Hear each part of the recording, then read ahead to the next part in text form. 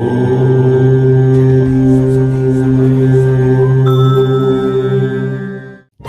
मास की कृष्ण पक्ष की चतुर्थी को कर्क चतुर्थी अर्थात करवा चौथ कहते हैं। सुहागवती स्त्रियों के लिए ये बहुत ही श्रेष्ठ व्रत माना जाता है। स्त्रियां इस व्रत को पति के दीर्घजीवी होने के लिए करती हैं। इस दिन सुहागिन स्त्रियां चावल पीस कर दीवार पर करवा चौथ मनाती हैं, जिसे वर कहते हैं। इस करवा चौथ में पति के अनेकों रूप बनाए जाते हैं तथा सुहाग की वस्तुएं जैसे कि चूड़ी, बिंदी, बिछुआ, मेहंदी और महावर आदि के साथ साथ दूध देने वाली गाय, करुआ बेचने वाली कुम्हारी, महावर लगाने वाली नाई और इसके साथ ही साथ चूड़ी पहनाने वाली मरिहार, सात भाई और उनकी एक लौती बहन, सूर्य, चंद्रमा, गौरा और पार्वती आदि देवी देवताओं के विचित्र मनाए जाते हैं। सुहागिन स्त्रियों को इस दिन निर्जल व्रत रखना चाहिए। रात्रि को जब चंद्रमा निकल आए तब उसे अर्घ दे करके तथा अपने बड़ों के पैर छूकर और अपने पति की पूजा कर भोजन करना चाहिए। पीली मिट्टी की श्री गौरा बना करके उसकी पूजा करनी चाहिए। करवा चौथ व्रत पर बायना तथा पूजा विधि। दोस्तों, करवा चौथ वाले दिन प्रथम व्रत करके सायंकाल को एक पटरे पर सतिया काट कर एक जल से भरा लोटा या फिर करुआ उस पर रखना चाहिए।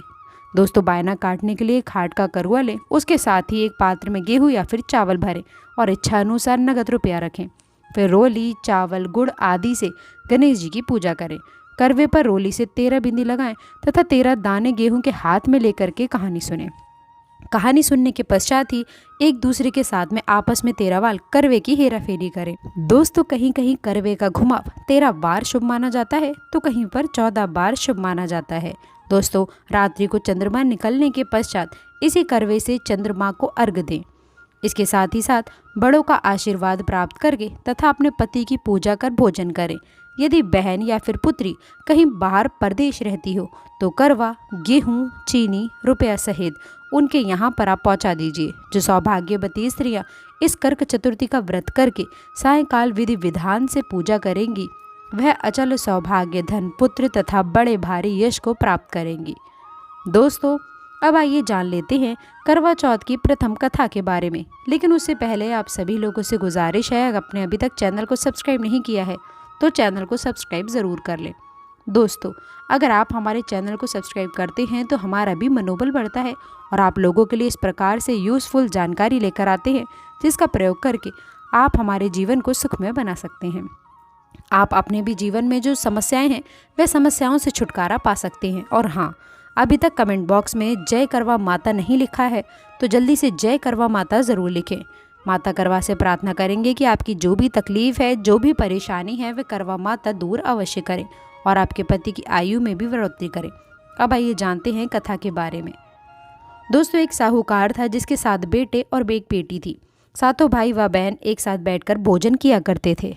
एक दिन कार्तिक की कृष्ण पक्ष की चौथ का व्रत आया तो भाई बोला कि बहन आओ भोजन करें। बहन बोली कि आज करवा चौथ का व्रत है, चांद उगने पर ही खाऊंगी। तब भाइयों ने सोचा कि चांद उगने पर बहन भूखी रहेगी, तो एक भाई ने दिया जलाया। दूसरे भाई ने छन्नी लेकर उसे ढका और नकली चांद दिखाकर बहन से कहने लगे कि चल चांद उगाया है, अर्घ दे ले। बहन अपनी भाभीयों से कहने लगी कि चलो अर्घ दें, तो भाभियाँ बोली कि तुम्हारा चांद उगा होगा, हमारा चांद तो रात को उगेगा। बहन ने अकेले ही अर्घ दे दिया और खाना खाने लगी तो पहले ही ग्लास में बाल आ गया और दूसरे ग्लास में कंकड़ आया और तीसरा ग्लास मुंह तक किया तो उसकी ससुराल से संदेशा आया कि उसका पति बहुत बीमार है, जल्दी भेजो। माँ ने जब लड़की को विदा किया तो कहा कि रास्ते में जो भी मिले उसके पाँव लगना और जो भी सुहाग का आशीष दे तो उसके पल्ले में गांठ लगा कर उसे कुछ रुपये देना। बहन जब भाइयों से विदा हुई तो रास्ते में जो भी मिला उसने यही आशीष दी कि तुम 7 भाइयों की बहन, तुम्हारे भाई सुखी रहें और तुम उनका सुख देखो। सुहाग का आशीष किसी ने भी नहीं दिया। जब वह ससुराल पहुंची तो दरवाजे पर उसकी छोटी ननंद खड़ी थी। वह उसके भी पाँव लगी तो उसने कहा कि सुहागिन रहो, सपूत हो।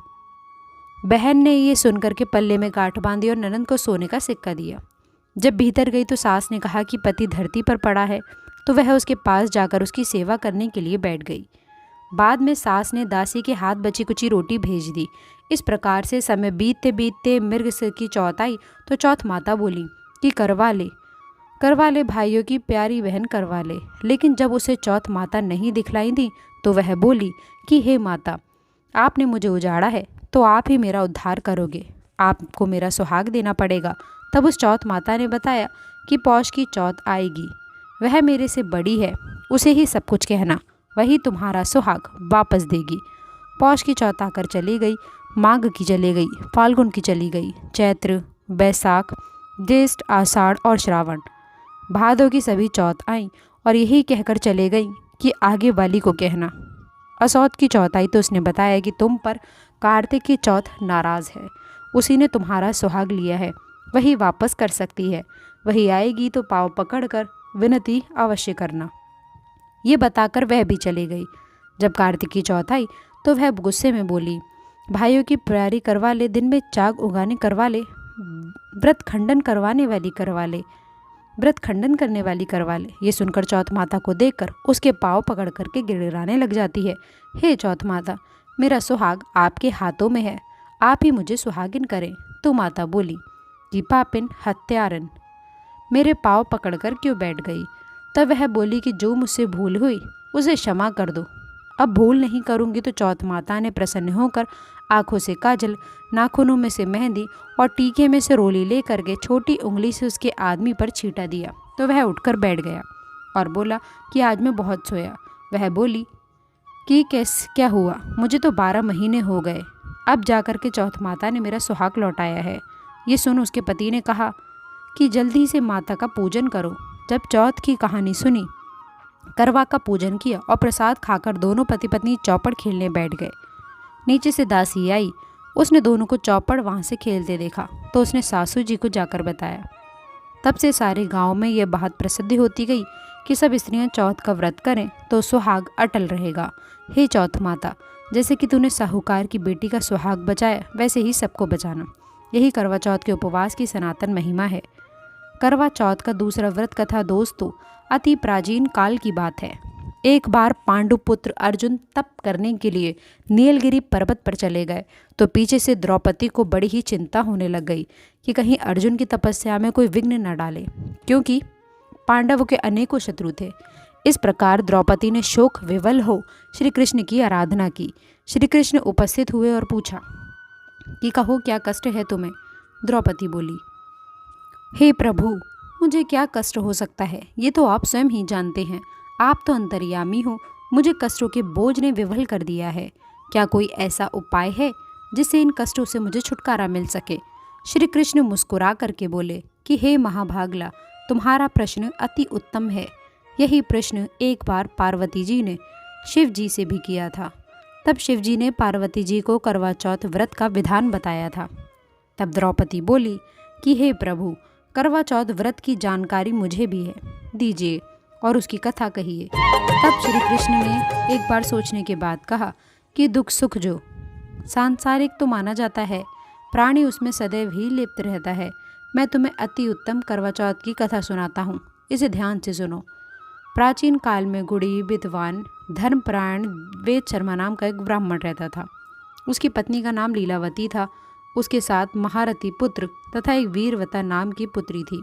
उसकी आंखें नील कमल के समान और मुख चंद्रमा के समान था।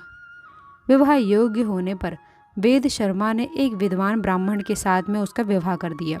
एक बार पुत्री ने अपनी भौजाइयों सहित कार्तिक कृष्ण चतुर्थी का व्रत किया।